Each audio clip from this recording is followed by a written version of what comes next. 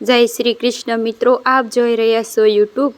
આપ સૌનું મારી યુટ્યુબ ચેનલમાં સ્વાગત છે. મિત્રો, આજે શુભ સોમવાર, ભગવાન મહાદેવને પ્રિય એવો સોમવાર, સોમનાથ ભગવાનનો આ પ્રિય વારના દિવસે આપણે સાંભળવાના છીએ સોમવારની વ્રત કથા. જો આપને આ વિડીયો પસંદ આવે તો લાઈક કરજો, શેર કરજો, કમેન્ટ કરજો, જય ભોળાનાથ લખજો. આપ આ ચેનલ પર પહેલી વખત જોઈ રહ્યા છો તો સબસ્ક્રાઈબ કરી લેજો, જેથી આવનારા નવા વિડીયોની માહિતી આપ સુધી તુરંત પહોંચી શકે. ધન્યવાદ. કપૂર ગૌરમ કરુણાતારમ સંસાર સારમ ભુજગેન્દ્રહારમ સદા વસતમ હૃદયવર્ધનમ ભગવાન ભવાની સહિતમ નમામી. બોલો શક્તિપતિ ભગવાન મહાદેવની જય, ભોળાનાથની જય. મિત્રો, સોમવાર એટલે કે ચંદ્રમૌલેશ્વર ભગવાન સોમનાથને પ્રિય વાર છે. આજે ભક્તો શિવલિંગની પૂજા કરે છે.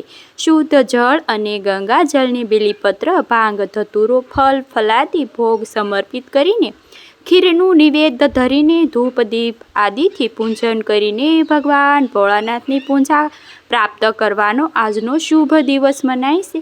જો કુંડળીમાં ચંદ્ર દોષ હોય અથવા ચંદ્ર શુભ ફળ પ્રદાન ન કરતા હોય તો ત્યારે સોમવારનું વ્રત કરે અને મહાદેવની પૂજા અર્ચના કરે.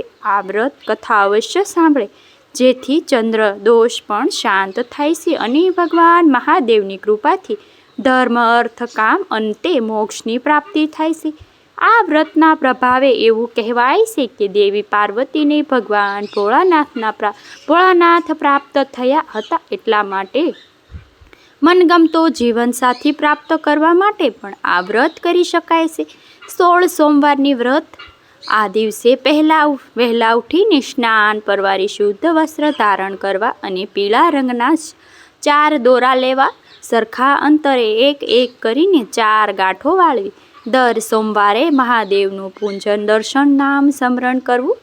ભગવાન મહાદેવનું સોમવારના દિવસે જે કાંઈ આપણી પાસે સામગ્રી હોય, જેમ કે દૂધ, ધૂપ દીપ, નિવેદ, બિલીપત્ર, વિધિ, ફળ, પંચમેવા આદિ ભગવાનનું પૂજન થાય છે.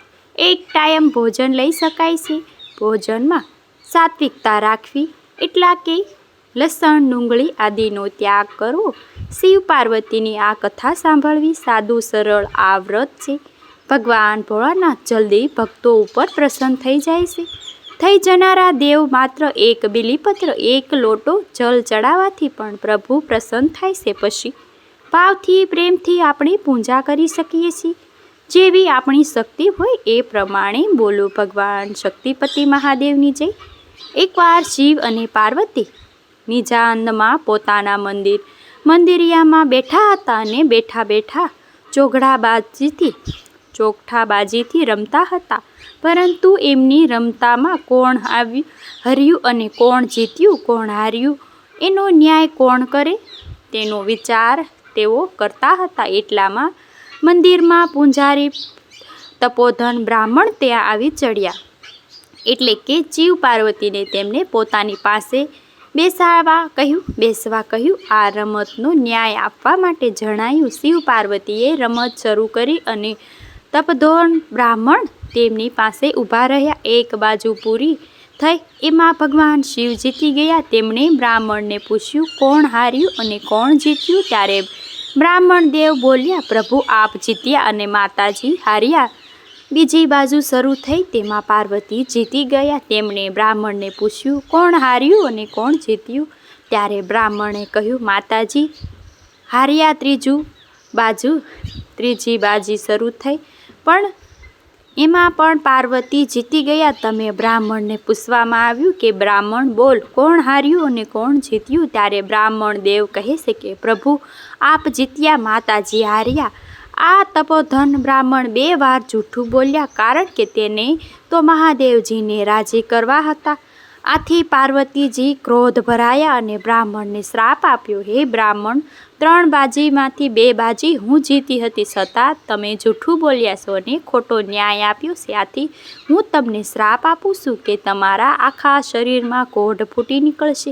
મા પાર્વતીજીનો શ્રાપ મળતા જ તપોધન બ્રાહ્મણ આખા શરીરની કોઢ ફૂટી નીકળ્યું. બ્રાહ્મણને પોતાની ભૂલ બદલ ખૂબ જ પસ્તાવો થયો. તેણે પોતાને શ્રાપ મુક્ત કરવા માટે શિવ પાર્વતીને ખૂબ જ આજીતી કરી વિનંતી કરી, ક્ષમા માંગી, પરંતુ બધું જ નકામું થયું, કારણ કે આ શ્રાપ પાર્વતીજીએ આપ્યો હતો, એટલે કે કંઈ થઈ શક્યું નહીં. શિવ પાર્વતી પણ અંતર્ધ્યાન થઈ ગયા. એટલામાં તપોધન બ્રાહ્મણ રોતા કકડતા ત્યાં ચાલી નીકળ્યા. રસ્તામાં તપોધન બ્રાહ્મણ રોતા કકડતા તેને એક મહાત્મા મળ્યા. તેમણે બ્રાહ્મણને રડતાનું કારણ પૂછ્યું. ત્યારે તપોધન બ્રાહ્મણને તે મહાત્માએ પોતાના દુઃખની વાત જણાવી અને તેમણે આ દુઃખમાંથી ઉગારવા માટે ઉપાય પણ પૂછ્યો. ત્યારે મહાત્માએ શિવજીની ખરા દિલથી તપસ્યા કરવાની સલાહ આપી. આથી બ્રાહ્મણ હિમાલય કૈલાસ પર્વત ઉપર શિવલિંગની તપસ્યા કરવા માટે ચાલી નીકળ્યા. તે જતા હતા ત્યાં રસ્તામાં તેને એક બદામી રંગનો ઘોડો મળ્યો. ઘોડો ઘણો દુઃખી હતો. તેને બ્રાહ્મણને પૂછ્યું, હે વિપ્રદેવ, તમે આમ રડતા રડતા ક્યાં જાઓ છો? ત્યારે બ્રાહ્મણને કહ્યું, મને માતા પાર્વતીએ શ્રાપ આપ્યો છે, તેનું નિવારણ કરવા જાઉં છું. ત્યારે ઘોડો બોલ્યો, હે ભાઈ, તમે મારું પણ એક કામ કરતા આવજો. ત્યારે બ્રાહ્મણે કહ્યું, હા. એટલે કે ઘોડો બોલ્યો, હું આટલો બધો ઘોડો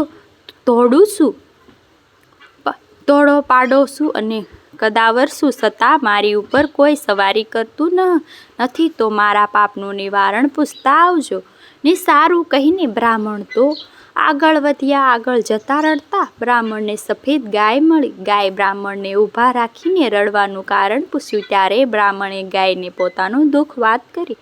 એટલે કે ગાય બોલી, ભાઈ, હું પણ ઘણી દુઃખી છું. મારા આસળ દૂધથી ફાટા થાય છે, પરંતુ કોઈ મારું દોતું નથી, મને દોતું નથી, મારું દૂધ પીતું નથી, મારા વાછરડા મને ધાવતા નથી, માટે મારા પાપનું નિવારણ પણ પૂછતા આવજો ને સારું કહીને બ્રાહ્મણ તો આગળ ચાલ્યા ગયા. થોડે દૂર ગયા એટલે કે ત્યાં રસ્તામાં એક ઘટાધાર આંબાનું ઝાડ જોયું.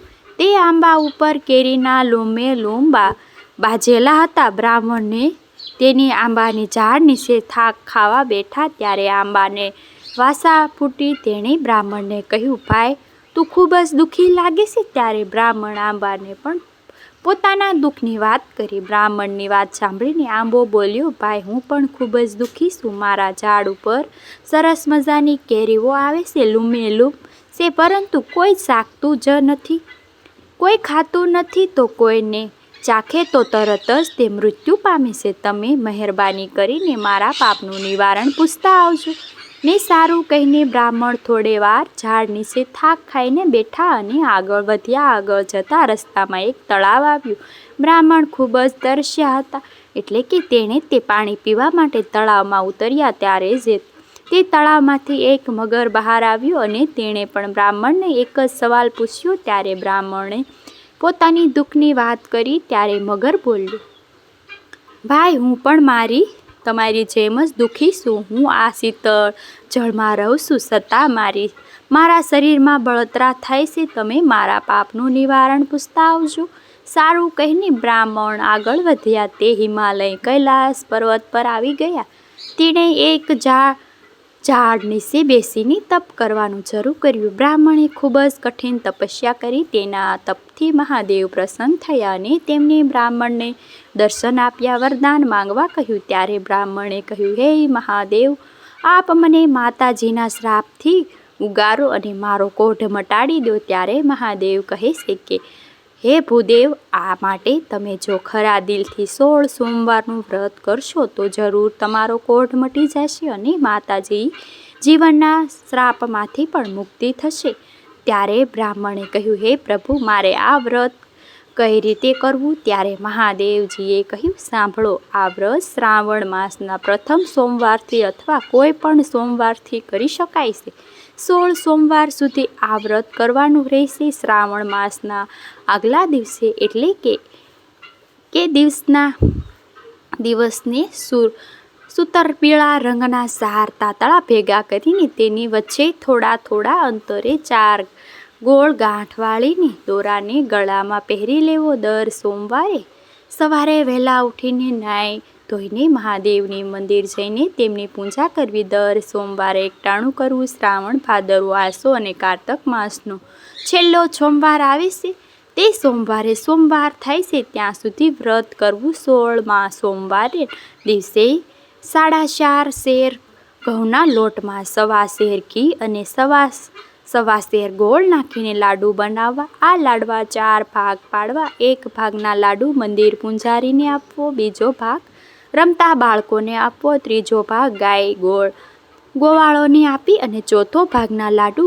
ભાંગીને એક ભાગ વ્રત કરનારને લેવો. આમ વ્રત કરતાં પણ જો લાડુ વધે તો વધેલા લાડુને ભૂકો કરીને કીડિયારૂને પૂરવું અને તેમાં કરતાં પણ જો વધે તો જમીનમાં દાટી દેવો. આ રીતે વ્રતનું ઉજવણું કરવું. ભગવાન મહાદેવ બ્રાહ્મણને કહે છે કે જો આ વ્રત શ્રદ્ધાપૂર્વક કરીશ તો જરૂર તમારી કાયા કંચન કાયા જેવી થઈ જશે.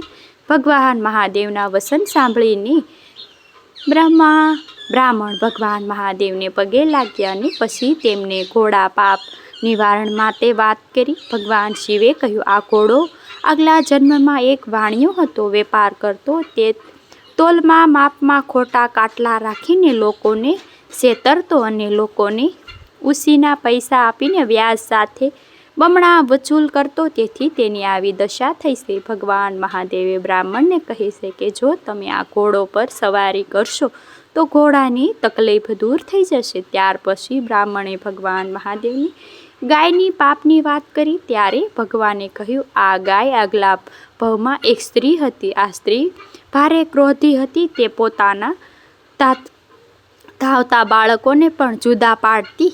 તેથી આ પાપનું ફળ અત્યારે તે ભોગવી રહી છે. તેના પાપ નિવારણ માટે તમે આસળમાંથી દૂધ કાઢીને શિવલિંગનો અભિષેક કરજો, એટલે કે તેનું બધું દુઃખ દૂર થઈ જશે. બ્રાહ્મણે આંબાનું દુઃખ પૂછ્યું. ભગવાન મહાદેવે આંબાની વાત કરતાં કહ્યું કે આંબો પૂર્વજન્મમાં ખૂબ જ લોભિયો માણસ હતો. તેની પાસે ઘણું ધન વૈભવ હોવા છતાં પણ તે દાન પુણ્ય ન કરતો હતો. હજી તેની નીચે ઘરના સરુઓ દાટેલા છે, તેથી જ તેના પર ઉગેલું ફળ કોઈ ખાતું નથી. તમે જઈને પાપના નિવારણ માટે આંબાની નીચે દાટેલા ધનના એક સરુઓને કાઢીને ત્યારબાદ તે ધનને સત્કાર્યમાં વાપરજો, તેથી તેનું બધું દુઃખ દૂર થઈ જશે. ત્યારબાદ બ્રાહ્મણે મગરના દુઃખની વાત જણાવી. ભગવાન શિવે કહ્યું, તે મગર ગયા જન્મમાં મોટો પંડિત હતો, છતાં તે કોઈને શાસ્ત્ર વિદ્યા શીખવાડતો નહીં તો આથી તે આ જન્મમાં મગર બનીને પીડા ભોગવે છે. તે પાપમાં નિવારણ માટે તમે તેના પર મારું અર્થાત શિવલિંગ ઉપર ચડાવેલું બિલીપત્ર તેની આંખે અડાડજો. આંખે અડાડીશો એટલે કે તેના શરીરની બળતરા દૂર થશે. આ બ્રાહ્મણ બધાએ દુઃખનું નિવારણ જાણીને બ્રાહ્મણ કહે છે કે શિવલિંગ પર ચડાવેલું એક બિલીપત્ર લઈને ચાલવા લાગ્યા. તે ચાલતા પહેલા તળાવ પાસે આવ્યા અને તળાવની કિનારે પહેલો મગર બ્રાહ્મણની રાહ જોઈ બેઠો હતો. બ્રાહ્મણે તેને તેના ગયા જન્મની વાત કરી. પછી મહાદેવનું ચડાવેલું બિલીપત્ર મગરની આંખે જ અડાડ્યું કે તરત જ મગરની શરીરની બળતરા ઓછી થઈ ગઈ. મગરને બ્રાહ્મણનો ખૂબ જ આભાર માન્યો. ત્યારથી બ્રાહ્મણ આગળ વધ્યો. રસ્તા આવેલા આંબાના ઝાડ પાસે આવ્યો અને તેની આંબાને મહાદેવની કહેલ વાત કહી. પછી કોદાળી લઈને આંબાના ઝાડ નીચે સરું ખોદી કાઢ્યા. ધનનો સત્કાર્ય માર્ગે વાપરવાનો સંકલ્પ કર્યો. આંબાના ઝાડ પરથી એક કેરી તોડીને ખાધી, તેથી તેને અમૃતનો હોટકાર આવ્યો. આંબાનું દુઃખ દૂર થયું. ત્યારથી બ્રાહ્મણ આગળ વધ્યા. રસ્તામાં પહેલી ગાય તેના રાહ જોઈ રહી બેઠી હતી. બ્રાહ્મણે ગાયને મહાદેવની વાત કહી સંભળાવી. પછી તેને ગાયને દોઈને તેનું દૂધ વાસણમાં ભેગું કર્યું અને મહાદેવનું નામ લઈને એક શિલા ઉપર અભિષેક કર્યો કે તરત જ ગાયની બધી પીડા દૂર થઈ ગઈ. તેના વાછરડા દોડતા રમતા આવીને ગાયને ધાવવા લાગ્યા. ગાય પણ બ્રાહ્મણનો આભાર માન્યો. ત્યારથી બ્રાહ્મણ આગળ વધ્યા. રસ્તામાં તેને પહેલો બદામી રંગનો ઘોડો મળ્યો. તે પણ બ્રાહ્મણની રાહ જોઈ ઊભો હતો. બ્રાહ્મણે તેની પર મહાદેવજીની કહેલી બધી વાત સંભળાવી અને બ્રાહ્મણને ઘોડા પર સવારી કરી કહ્યું, હવે તારા પાપનું નિવારણ થઈ ગયું છે. ત્યારે બ્રાહ્મણ પોતાની ઝૂંપડી આવ્યા. ત્યારે શ્રાવણ માસ બેસી ગયો હતો. એટલે કે બ્રાહ્મણને 16 સોમવારનું વ્રત શરૂ કર્યું. તેને ખૂબ જ શ્રદ્ધાપૂર્વક આ વ્રત કર્યું. જોતજોતામાં 4 મહિના પૂરા થઈ ગયા અને કારતક મહિનો છેલ્લો સોમવાર આવી ગયો. ત્યારે બ્રાહ્મણે વ્રત ઉજવણું કર્યું અને પાર્વતીજીની બ્રાહ્મણની ભક્તિ પ્રસન્ન થઈ અને તેમની બ્રાહ્મણની કાયા પહેલાં જેવી કંચન જેવી થઈ ગઈ, જેવી કરી દીધી. બ્રાહ્મણનો કોટ સંપૂર્ણે મટી ગયો. પાર્વતીના શ્રાપથી મુક્ત થઈને બ્રાહ્મણ ખૂબ જ પ્રસન્ન થયા, આનંદથી રહેવા લાગ્યા. એવામાં એક ગામમાં રાજાની રાજકુમારી સ્વયંવર રચાયો. ગામને પાદરે વિશાળ મંડપ બંધાવવામાં આવ્યા. દેશ દેશોના રાજકુમારો તેમાં આમંત્રિત કરવામાં આવ્યા હતા. આ વાતની જાણ આખા ગામમાં ફેલાઈ ગઈ. આખું ગામ રાજાની કુંવરીનો સ્વયંવર જોવા માટે ઉમટ્યું. બ્રાહ્મણને પણ આ વાત જોવાની પ્રશંસા થઈ. આ વાતની જાણ થતાં તે પણ રાજાની કુંવરીના સ્વયંવર ઉપાડ્યા. તે ગામને પાદરે પહોંચ્યા. ત્યાં વિશાળ મંડપ બાંધેલા જોયા. તેની સુંદર રીતે શણગારવામાં આવ્યા હતા. તે મંડપમાં રાજકુમારો અલગ અલગ વસ્ત્રો સજીને બેઠા હતા. તપધનો બ્રાહ્મણ મંડપને એક ખૂણામાં જઈને ઊભા રહ્યા. થોડીક વારમાં એક શણગારેલી હાથણી વરમાળા લઈને મંડપમાં આવી. તે બધા રાજકુમારો પાસેથી ફરીથી બ્રાહ્મણ પાસે આવી અને તેણે વરમાળા તપોધન બ્રાહ્મણને ગળામાં પહેરાવી દીધી. આ જોઈને આખા મંડપમાં કોલાહલ મચી ગયો. રાજા બોલ્યા, હાથણી ભૂલે છે, શુભ કરે છે. રાજા તરત જ બ્રાહ્મણને મંડપની બહાર કાઢી મૂક્યા. પછી તેમણે હાથણીને ફરીવાર માળા પકડાવી, સ્વયંવર ફેરવી. હાથણી ફરી વરમાળા લઈને ફરતી મંડપની બહાર કાઢી મૂકેલા બ્રાહ્મણ પાસે ગઈ અને તેની ગળામાં વરમાળા પહેરાવી દીધી. આખી રાજસભા બોલી ઉઠી, ભગવાનનો ધાર્યું હોય તેમ જ થાય, ભગવાને આ ધાર્યું હોય તેમ થાય. રાજાએ પોતાની કુંવરીના લગ્ન તે બ્રાહ્મણની સાથે કરાવી આપ્યા. રાજાએ પહેરામણીમાં સોનું, રૂપું, હીરા, માણેક, પોતાની દાગીના, રેશમી જંજીરા, જરીના પોશાક, હાથી અને ઘોડા આપ્યા. બ્રાહ્મણ તો તેની કથા સાંભળીને બ્રાહ્મણની વાત સાંભળીને બહાર કાઢી મૂકેલા. પછી તેમને હાથણીએ ફરીવાર માળા પકડાવી, સ્વયંવરમાં બેઠાવી. હાથણી ફરી વરમાળા લઈને ફરતી મંડળ બહાર કાઢી મૂકેલા બ્રાહ્મણને જોઈ તેને પણ ગળામાં હાર પહેરાવી અને તેની સાથે પરણાવી. બ્રાહ્મણની માતા પોતાના દીકરા સાથે વહુને જોઈને તો ખૂબ જ રાજી થઈ ગઈ. તે બંને જારના દાણા લઈને વધાવા ગયા. જારના દાણા પણ મોતીના જ થઈ ગયા. આ બધું મહાદેવની કૃપાથી ફળ અને વ્રતનો પ્રભાવ હતો. રાજાએ પોતાની દીકરી અને જમાઈ બ્રાહ્મણને રહેવા માટે એક મોટો મહેલ આપ્યો. તપોધન બ્રાહ્મણ, તેની પત્ની અને માતા ત્રણેય આનંદથી મહેલમાં રહેવા લાગ્યા. થોડાક સમય બાદ રાજા મરણ પામ્યા. આ રાજાને બાળક માત્ર રાજકુંવરી જ હતા. તેથી આ બ્રાહ્મણને રાજા બનાવવા તેની પત્ની અર્થાત રાજકુમારની રાણી બનાવ્યા. બ્રાહ્મણે વિચાર્યું કે આ બધા સુખના દિવસ મહાદેવની કૃપાથી જ આવ્યા છે. એટલે કે તેને ફરી 16 સોમવારનું વ્રત સંકલ્પ કર્યો. શ્રાવણ માસ આવ્યો. તેને સોમવારનું વ્રત આદર્યું. કારતક માસ પૂરો થયા. 16 સોમવારના આવી પહોંચ્યા. 16મા સોમવારે વ્રતનું ઉજવણું કર્યું. તેથી બ્રાહ્મણ રાજાએ તેની પત્નીની 16 સોમવારની વ્રતની ઉજવણી કેવી રીતે કરવી તે સઘળી હકીકત જણાવી. રાણીએ વિચાર્યું કે મારા પતિદેવને આવા સૂકા પૂઠા કોઠા જેવા લાડુ કે કાંઈ ખવાતા હશે. તેને તો 32 જાતના પકવાન અને બીજી ઘણી વાનગીઓ બનાવી. રાજા જમવા બેઠા. તેમણે થાળીમાં રસોઈ જોઈ તો રાણી પર ખૂબ જ ગુસ્સે થયા. ખૂબ જ દુઃખ પણ થયું. તે ભગવાન શિવ પાસે ક્ષમા માંગવા લાગ્યા. તેણે રસોઈ ભરેલી થાળી ભગવાન શિવ પાસે મૂકી સ્તુતિ કરે છે વ્રત પૂરું કર્યું અને થાળીમાં અન્નદેવને પગે લાગીને ઊભા થઈ ગયા. બ્રાહ્મણ અનાજના 4 દાણા લઈને ચારેય દિશામાં નાખ્યા અને ભૂખ્યા પેટે સૂઈ ગયા. તે રાત્રે મહાદેવના રાજાના સ્વપ્નમાં આવ્યા અને કહેવા લાગ્યા, હે રાજન, જાગે છે કે ઊંઘે છે? ત્યારે રાજા બોલ્યા, જાગું છું ભગવાન. ત્યારે મહાદેવજીએ કહ્યું, હે બ્રાહ્મણ, તારી રાણીએ મારા વ્રતનો ભંગ પાડ્યો છે, માટે તું અને દેશવટો આપ તે ત્યારે રાજા કહે છે કે જેવી આજ્ઞા પ્રભુ. સવાર થયું, રાજાએ રાણીએ કાળા વસ્ત્ર પહેરાવીને દેશવટો આપી દીધો અને તેથી તે પોતાના રાજ્યની બહાર મૂકી. રાણી તો ચોધાર આંસુએ રડતી રડતી એક ગામમાં આવી. ત્યાં આગળ એક ઝૂંપડીમાં ધારણ રહેતી હતી. ગાજણ પાસે પાણીની માંગણી કરી. ધાજણે તેને પાણી આપ્યું. રાણીએ ધાંજણને પોતાના દુઃખની વાત સંભળાવી અને તેમના ઘરમાં કોઈ કામવાળી રહે માટે વિનંતી કરી. ધાંજણીએ રાણી ઉપર દયા આવી. તેણે રાણીને પોતાની સાથે રાખી લીધી. ત્યાં તો ધાસણી લેતના જે કુલ્લા હોય તે ઢળી પડ્યા. ઘાસી માંદો પડી ગયો અને જોઈને ઘાસણ બોલી, બહેન, તારા આવ્યાથી મારું ખોટું થઈ રહ્યું છે, માટે તું અહીંથી ચાલી જા. ત્યારે રાણી તે ચાલી નીકળી અને રાણી ત્યાંથી આગળ ચાલી. ત્યાં પોતાની સાથે રાખી લીધી. ત્યારે તેમાં તેરો ઘાસણ તેલના જે કુલા હતા તે ઢળી પડ્યા. ઘાસી માંદો પડી ગયો. જો કે ઘાસણ બોલી, બહેન, તારા આવ્યાથી મારું ખોટું થઈ ગયું છે, માટે તું અહીંયાથી ચાલી જા. ત્યારે રાણી ત્યાંથી ચાલી નીકળ્યા. જતાં જતાં રસ્તામાં એક ડોસના ઘેરો આવ્યો.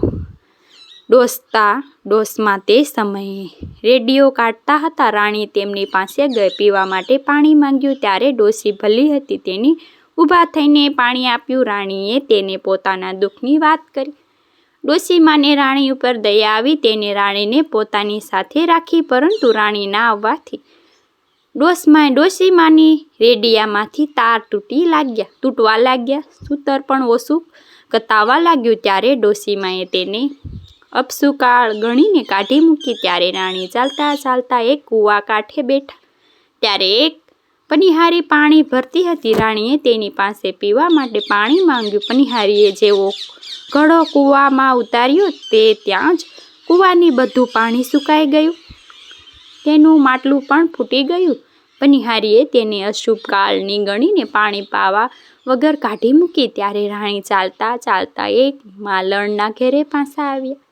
રાણીએ આવીને એને રાણીની પોતાની ઘેર રાખી. રાણીના આવવાથી માલણને ઘણું નુકસાન થયું. માલણે પહેલાં દરરોજ સવારમાં ફૂલ ઉતારતા હતા, હવે તેના પાસે ફૂલ પણ ઉતારવાનું બંધ થઈ ગયા. તે માલણે રાણીને કહ્યું, બહેન, તારા આવવાથી મને નુકસાન થયું છે, માટે તું અહીંથી ચાલી જા. ત્યારે રાણીએ ચાલતા ચાલતા એક સાધુ મહારાજની ઝૂંપડી આવી.